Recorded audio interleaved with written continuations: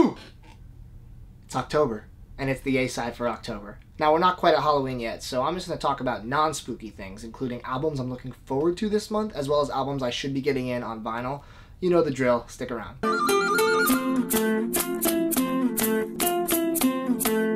What's up, guys? Still working out the light situation. That's why this looks slightly different than the usual A-side, B-side. Hopefully by the next video, we'll have our lights back and everything will look just like you used to, but I think this looks pretty good. I'm okay with it. And also, this period of time marks the 1-year anniversary of the channel becoming Too Many Records. So thank you guys for everyone who's been watching, who comments, supports on Twitter and Instagram. I really love talking to you guys in all mediums who come on my Instagram live streams. You guys are the best fans. I really love talking music with you guys on, off camera. I look forward to a lot more incredible stuff as we move into year 2. There are quite a few good albums coming out in October. I feel like as the year draws to a close, all the good albums are like rushing to get in and come out before the year's over, and October is no exception, so let's just dive in. Beck is releasing Colors. I'm a big fan of Beck. Let me reiterate, I think a lot of his albums are excellent. Some of them are kind of throwaways for me, but the good are great, and there are a lot to choose from. The dude has been around for a long time. I've only heard the 2 singles, Dreams and Wow, and they were both really, really good. So I'm really curious to hear how the rest of the album sounds. It's a different sound from compared to his last album, or pretty much any album he's done up to this point. It's definitely paving the way for a new Beck era, I guess. And yeah, I'm super excited to hear it. Courtney Barnett and Kurt Vile are doing a double album together, as in they're collaborating on an album called Lotta Lice. They're both doing kind of singer-songwriter, psychedelic, indie pop with a flair of rock. And they're both excellent at what they do. I love all of their stuff individually, and the fact that they're coming together doing an album together is so exciting. I literally heard the first track they released, and I pre-ordered the limited yellow version on the Milk Records Bandcamp immediately because I knew that I did not want to feel bad about missing out on this once the album was just so good. So definitely highly anticipating this. If you don't know them, check out any of Courtney Barnett's stuff, and I think Smoke Ring for My Halo is my favorite Kurt Vile release. So give them a listen and then get excited for the duo. St. Vincent. Oh, I talk about how much I love St. Vincent so many times on this channel because she's so talented and cool and funny. She's just the best, and she's releasing Masseduction this month. I love New York, her first single for it. It is super mellow and calm and pretty, and the lyrics are great, and it has a build up in the middle, and it's just Annie Clark at her finest. I really love everything she does, and I think Masseduction is going to be a standout album from the year. I haven't listened to the second single yet. I'm doing my thing where I'm waiting for the full album to get the full experience, or the best I can. So Masseduction is going to be choice, and I pre-ordered that yellow vinyl from her web store. There's a lot of yellow vinyl this month, actually, and I'm not done talking about them yet. I don't know why I keep doing this to myself, but Mark Kozelek is coming out with another collaboration album with with Ben Boye and Jim White. Man, I don't even know what to say. His music was so important to me, and his releases and his output for the past couple of years have been so weird, so unlistenable. I'm still gonna give everything a shot, just in the hope that maybe something clicks and he's like, wait, I used to make great music, I'm gonna do it again. Not really expecting much, but I will definitely give it at least a 2-track listen before I give myself a hard out and never think about it again. TOKiMONSTA is coming out with Lune Rouge. Unbelievable electronic artist. She is one of the leading DJs in a Flying Lotus style of just really catchy, good electronic music. Really excited because all of her full-length LPs for me have been excellent. Even her EPs have been knockouts.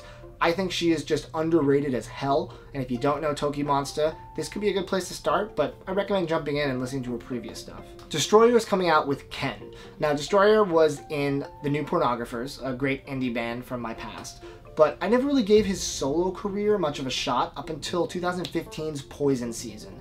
I listened to it on a whim, and honestly, it broke into my top 10 for the year just because of how damn good it was. His vocals are unbelievably smooth and sultry and mellow, and almost like The National at times, to be honest, with that kind of brooding, deep vocals. But the background was beautiful. Piano, guitar, he did everything. And that album just completely shocked my system, and now I am so excited for anything he's gonna put out. Hopefully Ken lives up and Poison Season wasn't just like a crazy one-off, but yeah, on my radar. Julien Baker, singer-songwriter Wonderkind, is putting out her second album, Turn Out the Lights. Her first album, Sprained Ankle, took everyone by surprise because of how honest, raw, and just beautiful the lyrics and the melodies were. Her and a guitar can do more than most bands can do with a full 4-piece band. I'm really, really mad because I missed the pre-order of the most limited versions on the 6131 web store and the Matador web store. I woke up at like 9:30 in the morning on West Coast time, which is not that late, and I missed out on both of the pre-orders. They were completely sold out. So I settled for the orange variant, which is not quite as limited or as beautiful as the splatter ones, but you know, I'm just happy to own it. This is going to be amazing. I mean, she is capable of such greatness. With one album being that good, I have incredibly high hopes for the second album, so looking forward to that. And what I'm most excited for this month is actually not a real album, it's more of a mixtape, but it's not by a rapper. My boy Sufjan Stevens is putting out the Greatest Gift mixtape. Now, Sufjan is top 5 artist for me, and Carrion Lowell was a perfect 10 album to me. I think when I reviewed it, I gave it a 9.5. I regret that. It is a 10. It is flawless. There's nothing wrong with it. It is honest. It is heartbreaking. And it is just the catchiest, most amazing folk album in years. The Greatest Gift mixtape is full of demos, outtakes, and B-sides from those sessions. I heard a snippet that Asthmatic Kitty posted on their Instagram, one of the songs, and I just became so overwhelmed with emotion. This is going to be such a great listen. I don't remember if it's going to be on vinyl. I really hope it is. I will buy it the second I see it up for sale. Any more of Sufjan is always going to be a win. A little bit of news for you guys. I was reading about these hologram tours that are happening. They announced one for Dio and one for Frank Zappa, where they're going to be going on tour as holograms with this company. I guess the company that did the Tupac one is what I'm assuming. I don't know how I feel about this. Now, I don't think it's a bad thing necessarily. I mean, if the bands that they played with, they have their blessing and the family of the deceased, I think it can be kind of cool, especially if, you know, you can't ever see that person perform again. You don't really want to see someone covering their stuff. I'd almost rather see the band themselves, that's still alive, playing with the singer. Even though it's a hologram and recorded digitally, I think it'd be a cool experience if the hologram looked and sounded good. So I'm intrigued to see how these play out and what they do moving forward. Let's get some Lane Staley, Alice in Chains. No offense to William Duvall, but we all want to see it with Lane. What do you guys think about the hologram thing? I'm very curious to get your opinion on it because it's definitely a controversial subject and I don't think there's a right or wrong answer. So leave a comment what you think about hologram concerts. I have some records coming in, some I'm incredibly excited for. First up is Brand New's Science Fiction. Now, album is an absolute triumph. It is stellar end to their catalog, supposedly their final album, which is a big bummer. But I pre-ordered the limited deluxe version that they've released no details for, so I'm really excited for that to come in and find out why it was $20 more than the standard. I have no idea what it could be, and all of us Brand New fans are frothing at the mouth. I double dipped though. I also picked up the Urban Outfitters clear vinyl variant because I'm a sucker for a good clear record, and I don't know, I think clear works with literally any album art. So I have 2 coming. I'm excited to see what deluxe is. If you haven't heard Science Fiction yet, get on that. Shpongle is a psytrance band that I'm really into. I don't love psychedelic trance music. I'm not even a fan of like most kind of up-tempo electronic. It really has to be a specific type. But Shpongle definitely won me over. Super unique, tribal-inspired beats with this psychedelic cadence. Their first album, Are You Shpongled, has been out of print for a long time. In fact, all of their albums except for their most recent, Museum of Consciousness, have been out of print and on my Discogs want list. Unfortunately, whenever they pop up, they go for at least $150 and they're usually not in great condition. So I've been waiting for represses and they granted us a repress, however, it was a little pricey. The repress is on 3 discs done in this hardcover, multi-fold, gatefold book. So it comes with new mastering. The original was on 2 discs. I had to pick it up because it was limited to 500. It sold out very quickly, and I knew I would kick myself if I didn't. Their first album was the one that got me into Shpongle, so it holds a near and dear place to my heart, and I wanted to make sure I picked it up before it was gone again into the ether and I had to wait 15 more years to get a repress. Tyler, the Creator's Flower Boy is coming out on the yellow vinyl, which was only available for pre-order for I think a day or 2 on his web store, and then gone. So I think it's getting a standard vinyl issue, but the yellow, which matches obviously the B aesthetic of the cover really nicely, is gone now. If you didn't pre-order, sorry, you're not going to find it for a good price. Look at Frank Ocean's Blonde. That was $50 at the pre-order, and now you can't get it for under $200. Flower Boy was the best thing that Tyler has done since Goblin. It trounced every release since then. I think it beat the crap out of Wolf and Cherry Bomb.